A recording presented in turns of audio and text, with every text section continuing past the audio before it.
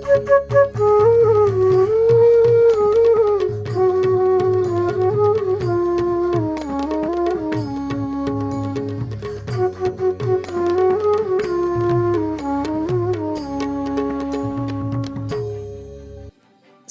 ৰাইজ, আগবঢ়াবলৈ লৈছোঁ জনসংযোগ বাতৰি পঢ়িছোঁ পম্পী দেৱীয়ে।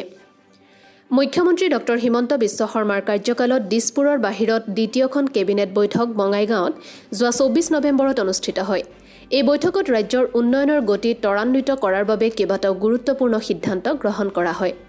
কেবিনেটৰ সিদ্ধান্ত অনুসৰি ৰাজ্য চৰকাৰৰ কৰ্মচাৰীসকলে অহা 8 আৰু 9 জানুৱাৰীত দ্বিতীয় শনিবাৰ আৰু দেওবাৰ উপলক্ষে সাধাৰণ বন্ধৰ লগতে 6 আৰু 7 জানুৱাৰীত অতিৰিক্ত বন্ধৰ দিনৰূপে উপভোগ কৰিব পাৰিব। অৱশ্যে এই বন্ধ কেৱল পিতৃ-মাতৃ অথবা শহুৰেক-শাহুৱেক থকা কৰ্মচাৰীসকলৰ বাবেহে প্ৰযোজ্য হ'ব। কেবিনেটে বিধায়ক প্ৰদীপ হাজৰিকাৰ নেতৃত্বত সত্ৰৰ বেদখলকৃত মুঠ ভূমি নিৰ্ণয় কৰিবলৈ এখন সমিতি গঠনৰ সিদ্ধান্ত লয়। উচ্চ শিক্ষা আৰু নিয়োগৰ সম্ভাৱনা সৃষ্টিৰ বাবে যুৱচামক প্ৰশিক্ষণ দিয়াৰ উদ্দেশ্যে এক যুৱ আয়োগ গঠন কৰিবলৈ কেবিনেটে সিদ্ধান্ত লয়। লাচিত বৰফুকনৰ 400 সংখ্যক জয়ন্তী উদযাপনৰ বাবে সাংস্কৃতিক বিভাগৰ দ্বাৰা ৰাষ্ট্ৰীয় আলোচনা চক্ৰকে ধৰি বিভিন্ন কাৰ্যসূচীৰ আয়োজন কৰিবলৈও কেবিনেটে সিদ্ধান্ত গ্ৰহণ কৰে। কেবিনেটে বঙাইগাঁও মহাবিদ্যালয়ক অহা 3 বছৰৰ ভিতৰত বিশ্ববিদ্যালয়লৈ উন্নীতকৰণ, 5-6 মাহৰ ভিতৰত বঙাইগাঁও চিকিৎসা মহাবিদ্যালয়ৰ কাম আৰম্ভ কৰা, চিকিৎসা মহাবিদ্যালয়ৰ বাবে 542 কোটি টকাৰ অনুমোদন, বঙাইগাঁৱত সংহত উপায়ুক্ত কাৰ্যালয় নিৰ্মাণৰ বাবে 50 কোটি টকাৰ অনুমোদন আৰু ষ্টেডিয়াম নিৰ্মাণৰ বাবে 25 কোটি টকাৰ অনুদান আগবঢ়োৱাৰো সিদ্ধান্ত লয়।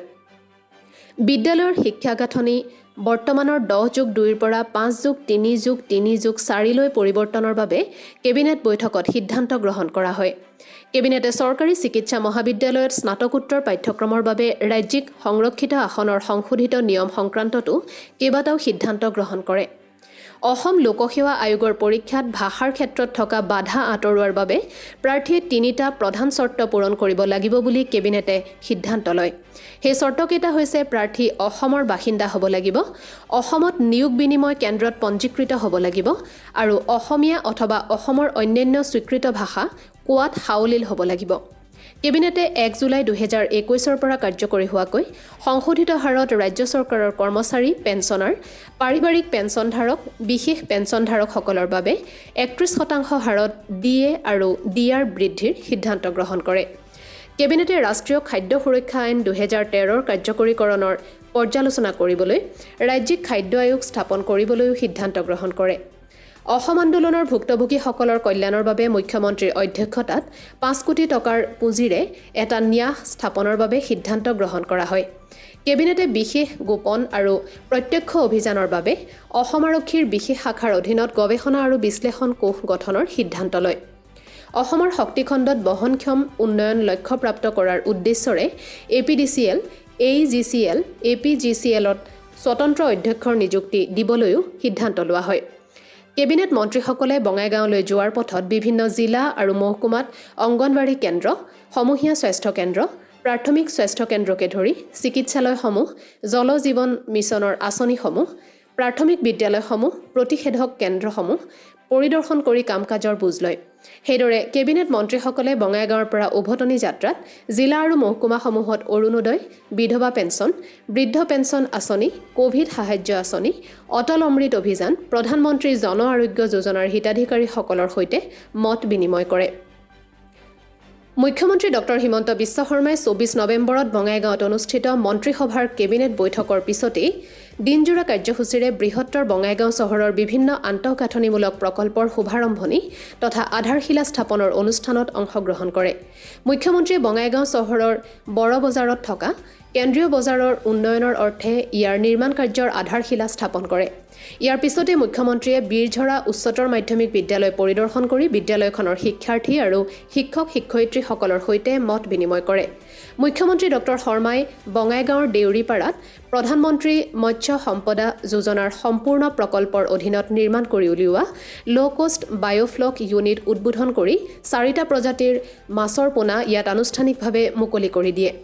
এই একেটা অনুষ্ঠানতে মুখ্যমন্ত্ৰীয়ে মৎস্য বিপণনত সহায় হোৱাকৈ 5টা মহিলা আত্মসহায়ক গোটক বৰফৰ বাকচসহ 5খন তিনিচকীয়া বাহন আনুষ্ঠানিকভাৱে প্ৰদান কৰে।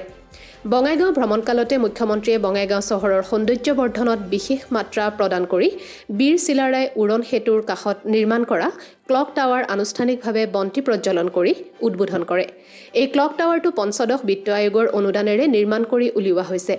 মুখ্যমন্ত্ৰীয়ে বঙাইগাঁও পৰিৱেশ উন্নয়ন উদ্যানত প্ৰকল্প সমৃদ্ধিৰ অধীনত নিৰ্মাণ কৰা ৰাজহুৱা একুৱাৰিয়াম আনুষ্ঠানিকভাৱে ৰাইজৰ বাবে উৎসৰ্গা কৰে। মুখ্যমন্ত্ৰী ডক্টৰ হিমন্ত বিশ্ব শৰ্মাই 25 নৱেম্বৰত নিৰ্মীয়মান অৱস্থাত থকা বঙাইগাঁও অভিযান্ত্ৰিক মহাবিদ্যালয়ৰ নিৰ্মাণ কাৰ্যৰ বুজ লোৱাৰ লগতে বঙাইগাঁও চিকিৎসা মহাবিদ্যালয়ৰ বাবে প্ৰস্তাৱিত ভূমি পৰিদৰ্শন কৰে। পৰিদৰ্শনকালত তেওঁৰ সৈতে মন্ত্ৰী পীযুষ হাজৰিকাও উপস্থিত আছিল। অসমীয়া কাব্য সাহিত্যৰ এক উজ্জ্বল নক্ষত্ৰ সাহিত্য অকাডেমী বঁটা প্ৰাপক বিশিষ্ট কবি সনন্ত তাঁতীৰ বিয়োগত 25 নৱেম্বৰত মুখ্যমন্ত্ৰী ডক্টৰ হিমন্ত বিশ্ব শৰ্মাই গভীৰ শোক প্ৰকাশ কৰে।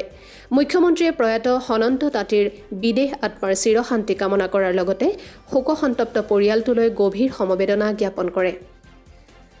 23 নৱেম্বৰত ৰাজ্য চৰকাৰৰ জলসম্পদ তথ্য জনসংযোগ মুদ্ৰণ আৰু লেখন সামগ্ৰী আদি বিভাগৰ মন্ত্ৰী পীযুষ হাজৰিকাই মেঘালয়ৰ উপ মুখ্যমন্ত্ৰীৰ সৈতে অসম মেঘালয়ৰ সীমান্ত অঞ্চলৰ কেইবাটাও বিবদমান এলেকা পৰিদৰ্শন কৰি স্থানীয় ৰাইজৰ সৈতে মত বিনিময় কৰে।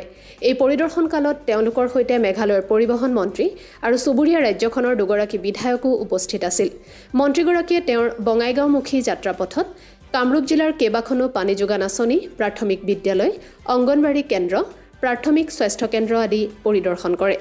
আজিৰ জনসংযোগ বাতৰি ইমানেই। তথ্য আৰু জনসংযোগ সঞ্চালকালয় অসমৰ দ্বাৰা প্ৰচাৰিত।